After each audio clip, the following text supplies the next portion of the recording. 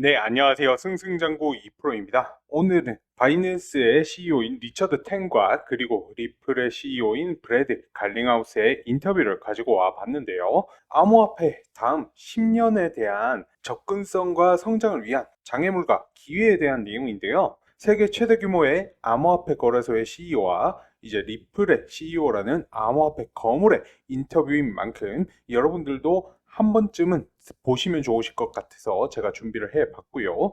내용이 내용이다 보니 의역과 이제 오역 있으면 안 되어서 제가 영상을 준비하는데 정말 오랜 시간이 걸렸습니다. 고생했다고 구독과 좋아요, 알람 설정 한 번씩 부탁을 드리고요. 다른 건 몰라도 좋아요는 꼭 한번 부탁을 드리겠습니다. 네, 그럼 영상 시청 바로 하시겠습니다. Apparently not. I have two excellent panelists joining me. I'm very lucky. They need no introduction, but I have Richard Tang of Binance and Brad Garlinghouse of Ripple. We're going to be discussing the obstacles facing crypto as we think about enabling this next decade of access and growth. Before we do that, I want to just remind everyone to get your questions in through the app. It's rare that we have these two kind of captive on stage, so please do take the opportunity to ask them whatever you will. And we'll spend about 5 minutes at the end on those. Okay, I mean, in discussions like this one, I think the topic that comes up time and again is when we talk about kind of enabling the next decade of access and growth, when we talk about obstacles standing in the way for crypto businesses is regulatory factors, right? You know, whether that's an absence of rulemaking, whether that's actively hostile regulators, whether that's sort of fragmentation in the kind of global regulatory landscape. So I'd quite like to start there. Richard, if we could start with you, if you don't mind. Something we hear from many members of the industry is that something that's really held businesses back is this absence of clear rules, this kind of confusion over what crypto businesses should be doing in absolutely crucial jurisdictions. I wonder whether you could tell us a little bit about how you expect that picture to change and what will be the result in the year ahead. Well, so I will start by congratulating Brad, right? So if you look at what is happening in the States, there's a pro-crypto president being elected, and you'll be at the inauguration. And incidentally, XRP hit an all-time high today. So that's something really worth congratulating, right? So the landscape will shift quite substantially over the next 4 years. I think Brad is better placed to speak about those. In the past 4 years, pretty anti-crypto sentiment. Firstly from the States, and then because US has such an outsized influence globally, I think that permeates to many parts of different parts of the world, right? There are still pro-crypto policymakers, pro-crypto regulators out there, but most of them are still cautious, right? So the next 4 years will be quite different on that front.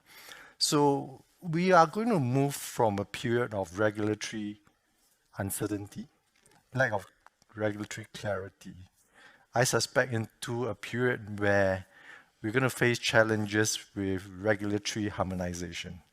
Because for the places that regulate crypto today, and only about a third of global regulators are regulating crypto, they regulate crypto in very different manner, right? Singapore regulates them as digital payment tokens. Some places you have them as securities, some places you have commodities. I'm not quite sure whether that debate has been settled in the States yet, whether it's a security or commodity. And then some jurisdiction, like I think you hear from Deepa earlier on, like Dubai, different parts of Middle East, come out with different definition of digital assets or virtual assets, right? And all these rules are inconsistent, and they make deployment very difficult globally, because you have to just tweak your operations, you have to tweak how you do deployment locally based on the different rules and regulations. That doesn't quite exist in the securities world, asset management world, or banking world, right? So that we will go into that period where you need a long period of time, firstly, for the national agencies that are based in each country to decide who is the lead regulator to regulate this sector, and what's the key primary legislation. And then secondly, for these regulators to come together at a global forum to then decide how to harmonize those standards. So we probably go into that period. But having said that, it's much better than the last 4 years. Sure. I'd like to touch a little bit more later on that kind of fragmentation piece, but I mean, since you mentioned the kind of outside influence of the US, Richard, Brad, maybe I'll come to you. We've heard a little bit already today about the Trump factor, but I think everyone here would be interested in your perspective in the context of this discussion around the regulatory landscape. Yeah. I mean, I wonder whether you could just talk to us briefly about kind of what the full implications are of a transition to ostensibly a pro-crypto administration in the US. Yeah. Well, look, I violently agree with something Richard said, which is, on one hand, the US GDP is about 22% of global GDP. So there's 78% that, in a lot of those jurisdictions have already been very pro-crypto. But I do also believe that the US has had an outsized impact and kind of just a negative influence, which has been super frustrating. And I think the Trump effect, I actually think is so far still underestimated. And now I always get nervous, and I heard somebody talking yesterday, and they're like, expectations are very high. And when expectations are high, I think more about downside than upside. But I think when the largest economy in the world is, I think, going to shift significantly, and I think there is going to be a Trump effect domestically, but the pun intended ripple effect of that outside the United States, I think, is going to be significant also, where, it's just the U.S. has an outsized influence. And look, I think we are continuing to see, with only 4 or 5 days left of this administration, that Gary Gensler has not been acting in good faith. Like, it has been, and I was talking to some people in the audience, and it would be nice to see some accountability at some point on some of these things. I don't think we will. I think people will move on, and to some degree, that's okay. We're going to be in a better place. But I think there's going to be renewed investment in the United States. I think you're going to see more, one of the key topics we're talking about is just unlocking the next 10 years when the largest economy in the world and the institutions there feel handcuffs off. The business for Ripple in the United States has been frozen for 4 years. They filed the lawsuit in December 2020, and for the last 4 years, our ability to do business in the United States in terms of our signing institutions to use our technologies, it's basically been locked out. Right. And that's going to change. And am I right in thinking that Ripple is already pushing back into the US? Pretty much as soon as the election result came in. Yeah, beginning really in kind of the second half of 2020, most of our hiring was non-US. Last year, I think non-US hiring was like 78% at the company. Now, that's partly you follow where your customers are. Our business has 95% of our customers are non-US. I'm hopeful that, I've publicly shared that in the 6 weeks after the election, we signed more contracts in the United States than we had in the previous 6 months. So you're seeing, that's even before they've taken office, right? And so I think as we start to see the people that Trump has appointed take seat, affect change, I think we may have underestimated how those headwinds that we've all experienced are going to shift to tailwinds, and I'm very optimistic about what it's going to look like. Right. And as for Gary Gensler's legacy, this kind of raft of cases against yourselves, against Kraken, Coinbase, Binance, and the rest, what do you expect to happen to those cases in the weeks and the months after Gensler leaves his seat? Gensler likes to go out and talk about how they've won lots of cases. The reality is they've settled lots of cases because they're bullies, and there's very few people that can stand up to the bully of the United States government. There have been a handful, including Coinbase, and certainly including Ripple, who've stood up and have demonstrated that they have acted outside of what the law has said.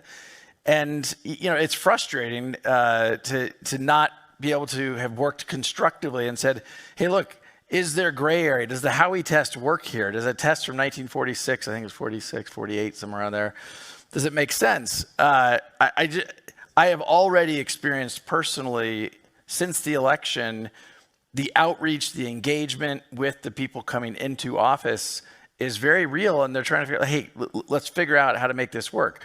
I think we will see a market structure bill in the United States. When I say market structure, for some people, that'll be, it's FIT 21 was the one that made the most progress. I think some derivative of FIT 21 will pass in the first 6 months. I think there'll be executive orders on day one around everything from SAB 121 to some of the choke point 2.0 stuff. I think it will happen quickly in many ways. You really think day one? You think that? I think day one there will be crypto-related executive orders. Okay, for sure. Okay. Richard, when we were speaking a little bit earlier today, that you were telling me that your stance on the US is slightly different to Binance. It's not necessarily that you guys are going to be pushing straight back into that market. Do you want to tell me a little bit about kind of how you guys are looking at it? Well, I mean, as of now, our key focus is our global deployment in the market, right? So just some figures. We started 2024 with 170 million customers. We ended the year north of 240 million. So we acquired 70 million new customers just in 2024 alone. And that makes up roughly 30% of users on our platform, right? So you can see the growth. And 2024 has been a landmark year in many sense, right? So if you think about it, crypto is the only asset class, unlike any other asset class, which are always embraced by institutions and go down to corporates and then high net worth and then finally retail. Crypto is the only sector that retail has embraced it for the longest time. The instis are just ignoring it. The regulators are calling it a scam, So, and that whole narrative changed in 2024, right? With the approval of ETF in the States, and then the institutions, Larry Finn of the world, saying that they went from skeptic to a believer after understanding this sector much better, after doing a lot more research, and having acquired much more knowledge into this sector. So that narrative changed quite drastically last year. Catherine is here, she looks after our VIP business, and she'll tell you that last year, the number of institutions that have been onboarded on Binance more than doubled compared to the previous year. So we see quite strong inflows on the institutional side, and our focus has been global. We are licensed in 21 different jurisdictions now. The latest that we secure a regulatory approval is in Brazil. So that makes us the most licensed and regulated exchange globally. So we're going to focus on that. You know of our settlement in the US. So for now, we are just holding a watching brief of what's happening in the US market. One thing in life is never say never. We always keep it under constant review. And let's say when the market sentiment, when the narrative is right, we'll always consider that issue again. 네, 앞선 영상 잘 보셨을까요?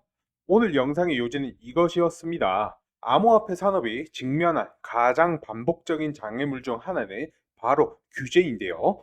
명확한 규칙이 없다는 점, 그리고 일부 국가의 적대적인 태도, 그리고 글로벌 규제의 분열, 이 세 가지는 기업의 성장을 가로막는 큰 장애물로 자주 언급이 되었습니다. 리차드 탱은 이에 대해서 이렇게 말했는데요. 지난 4년간 특히 미국에서는 암호화폐에 매우 부정적인 정서가 지배적이었다. 미국의 영향력이 워낙 크기 때문에 이 부정적 태도는 전 세계로 확산이 되었던 것이고요.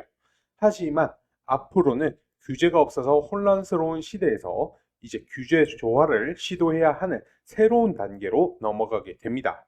흥미로운 사실은 현재 암호화폐 규제기관 중 관련 규제를 실제로 진행하고 있는 것은 약 3분의 1 수준에 불과하다는 점입니다. 그마저도 각국이 전부 다 다르게 정의를 하고 있죠. 예를 들어 싱가포르는 암호화폐를 디지털 결제 토큰으로 정의를 하고 있고, 미국은 아직도 증권인지 상품인지조차 합의를 하지 못한 상태입니다. 이 중동 국가들은 디지털 자산, 가상자산 등 다양한 용어를 사용하고 있고요. 이처럼 국가 간 규제 정의가 다르면 글로벌 기업 입장에서는 같은 비즈니스를 국가별로 다르게 운영해야 한다라는 부담이 생기는 거죠. 이제 예를 들어 전통금융 같은 경우 이제 은행, 그 다음에 증권, 자산 운영 업계, 이 업계들에서는 이러한 문제가 거의 없었는데 암호화폐만큼은 전혀 정의되지 않은 영역에 머물러 있다라는 겁니다. 그런데 최근 들어서 미국이 바뀌고 있죠. 브래드 갈링하우스는 트럼프 효과를 언급하면서 이 변화가 아직 과소평가되고 있다라고 강조를 했습니다. 미국은 전 세계의 22%의 GDP를 차지를 하는데요. 즉 나머지 78% 같은 경우에는 미국이 아닌 다른 국가였죠. 하지만 미국의 과도한 규제는 전 세계에 영향을 끼쳐왔고 대부분 부정적인 방향이었습니다. 하지만 트럼프 대통령이 취임 이후에 XRP는 사상 최고가를 경신을 했고 대선 이후 불과 6주 만에 미국 내에서 리플이 체결한 계약수는 이전의 6개월을 훨씬 뛰어넘는 수준이었다라고 하죠. 이는 시장은 지금의 규제 변화 가능성을 선반영하고 있었다라는 것인데요. 그럼에 따라서 리플의 미국의 재진출은 가속화가 될 예정입니다. 리플 고객의 전체 95%는 미국 외 지역에 있었지만 미국 내 환경이 바뀌자 빠르게 대응에 나선 것이죠. 브래드는 SEC가 과거 불량배처럼 행동했다라고 비판을 하며 이제는 정책 논의가 가능한 분위기가 조성되고 있다라고 말을 했습니다. 취임 첫날부터 이제 SAB 암호화폐 회계 처리 이슈죠. 그 다음에 초크 포인트 2 암호화폐 은행 접근 차단 정책 등 행정명령이 나왔다라는 것은 여러분들도 잘 아실 겁니다. 한편 이제 리차드 탱이 이끄는 바이낸스는 글로벌 시장 확장에 더더욱 집중을 하고 있다라고 얘기를 했는데요. 그는 2024년의 성과를 이렇게 요약을 했습니다. 2024년 초에는 1억 7천만 명의 사용자가 있었던 반면 24년 말에는 총 사용자 수가 2억 4천만 명을 돌파를 하면서 무려 7천만 명의 신규 사용자가 유입됐다라는 것이고 이는 총 사용자 수의 무려 30%에 달하는 숫자라고 말을 했죠. 그래서 지금 현재 바이낸스는 미국의 진출보다는 지금의 글로벌 리테일 주도 그 다음에 기관 확산으로의 흐름을 전환하는 데에 선점을 하는 것에 더더욱 집중을 하고 있습니다. 이제 ETF 승인 이후에 대형 기관들이 시장에 진입을 하기 시작을 했고 이제 이 기관들의 입장은 회의론자에서 암호화폐를 신봉하는 신봉자로 변화하고 있다라는 것이죠. 하지만 마지막에는 리차드 탱 또한 현재 미국의 시장 상황을 지켜보고 있으며 상황이 나아질 경우 미국 내에서의 시장 진출도 가능성에 염두를 두고 있다라고 말을 했죠. 이처럼 규제, 시장 전략, 그리고 정책 변화의 방향은 근본적으로 바뀌고 있습니다. 과거의 역풍은 점차 순풍으로 전환되고 있고요. 여러분들의 영상 보시고 나서의 생각은 어떠신가요? 의견 댓글로 자유롭게 남겨주시고요. 영상의 길이가 길어서 제가 오늘은 이제 1부만 준비를 했습니다. 2부의 내용 궁금하신 분들은 꼭 구독하셔서 챙겨보시기를 바라겠습니다. 긴 시간 동안 시청하시느라 고생 많으셨습니다. 감사합니다.